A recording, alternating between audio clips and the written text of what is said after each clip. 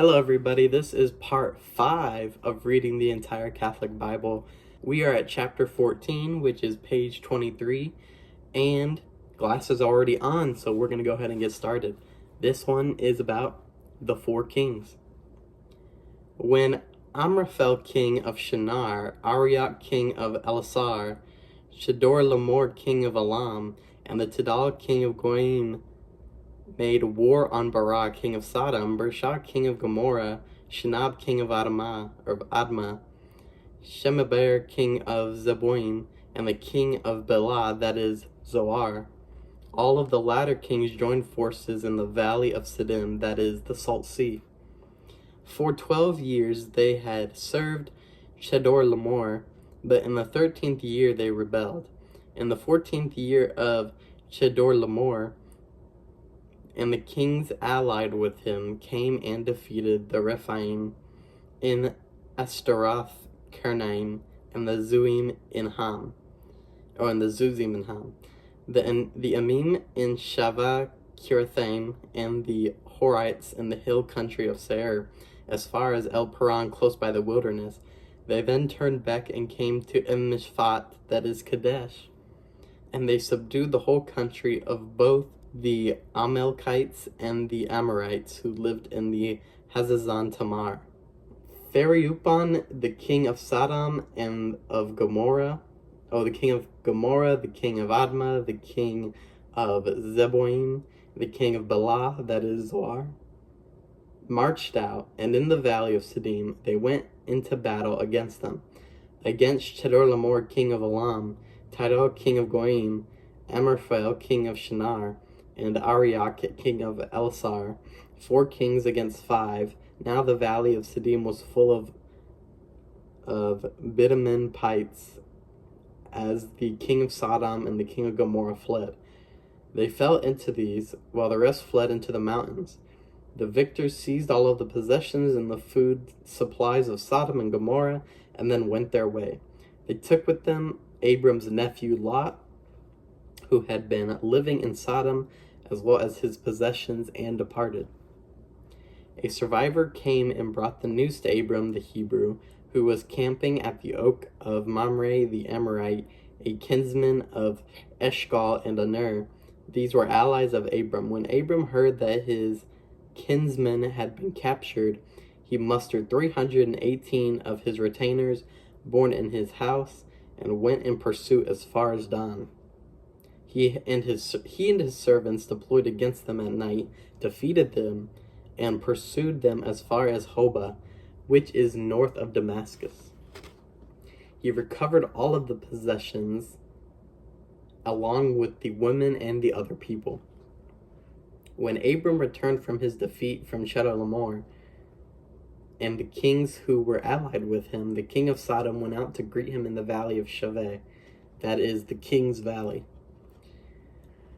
Melchizedek, king of Salem, brought out bread and wine. He was a priest of God Most High. He blessed Abram with these words: "Blessed be Abram by God Most High, the creator of heaven and earth, and blessed be God Most High, who delivered your foes into your hand." And we are ready for the next page. Then Abram gave him 1/10 of everything. The king of Sodom said to Abram, "Give me the captives, the goods you may keep." But Abram replied to the king of Sodom, "I have sworn to the Lord, God Most High, the creator of heaven and earth, that I would not take so much as a thread or a sandal strap from anything that is yours, so that you cannot say, I made Abram rich. Nothing for me except what my servants have consumed, and the share that is due to the men who went with me, Aner, Eshcol, and Mamre. Let them take their share." Chapter 15, the covenant with Abram. Maybe this is where he's going to get his name changed.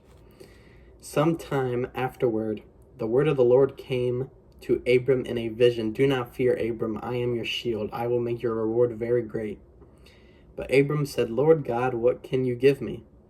If I die childless and have only a servant of my household, Eliezer of Damascus."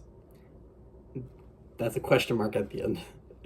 Abram continued, Look, you have given me no offspring, so a servant of my household will be my heir. Then the word of the Lord came to him, Know that one will not be your heir. Your own suffering will be your heir. He took him outside and said, Look up at the sky and count the stars if you can. Just so, he added, will your descendants be.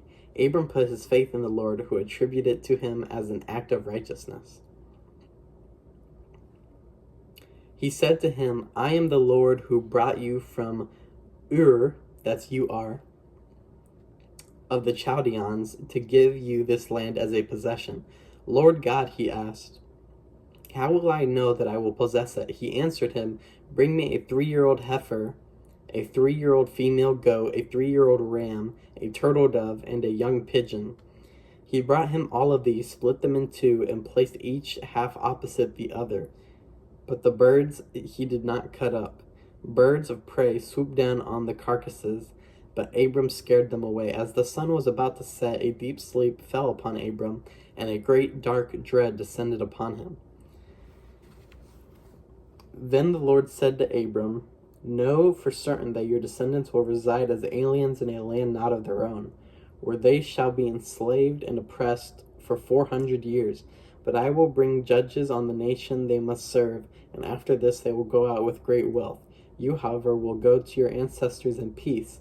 You will be buried at a ripe old age. In the 4th generation your descendants will return here, for the wickedness of the Amorites is not yet complete. When the sun had set and it was dark, there appeared a smoking firepot and a flaming torch which passed between those pieces. On that day the Lord made a covenant with Abram, saying, To your descendants I will give this land, from the Wadi of Egypt to the great river the Euphrates, the land of Kenites, the Kenizzites, the Cadmonites, the Hittites, the Perizzites, the Rephaim, and the Amorites, the Canaanites, the Girgashites, and the Jebusites. And I think this will be the last chapter, which is chapter 16, Birth of Ishmael. Abram's wife Sarai had borne him no children. Now she had an Egyptian maidservant named Hagar. Sarai said to Abram, The Lord has kept me from bearing children. Have intercourse with my maid. Perhaps I will have sons through her. Abram obeyed Sarai. Thus, after Abram had lived 10 years in the land of Canaan, his wife Sarai took her maid Hagar the Egyptian and gave her to her husband Abram to be his wife. He had intercourse with her, and she became pregnant. As soon as Hagar knew she was pregnant, her mistress lost stature in her eyes. So Sarai said to Abram, This outrage against me is your fault. I myself gave my maid to your embrace, but ever since she knew she was pregnant, I've lost stature in her eyes. May the Lord decide between you and me. Abram told Sarai, Your maid is in your power. Do to her what you regard as right. Sarai then mistreated her so much that Hagar ran away from her. The Lord's angel found her by a spring in the wilderness, the spring on the road to Shur, that's S-H-U-R, and he asked Hagar, maid of Sarai, Where have you come from and where are you going? She answered, I am running away from my mistress Sarai. But the Lord's angels told her, Go back to your mistress and submit to her authority. I will make your descendants so numerous, added the Lord's angel, that they will be too many to count. Then the Lord's angel said to her, You are now pregnant and shall bear a son. You shall name him Ishmael, for the Lord has heeded your affliction. He shall be a wild ass of a man, his hand against everyone, and everyone's hand against him. Alongside all his kindred shall he encamp. To the Lord who spoke to her, she gave a name, saying, You are God who sees me. She meant, I have really seen God and remained alive after he saw me. That is why the well is called Bir Lahairoi. It is between Kadesh and Bered.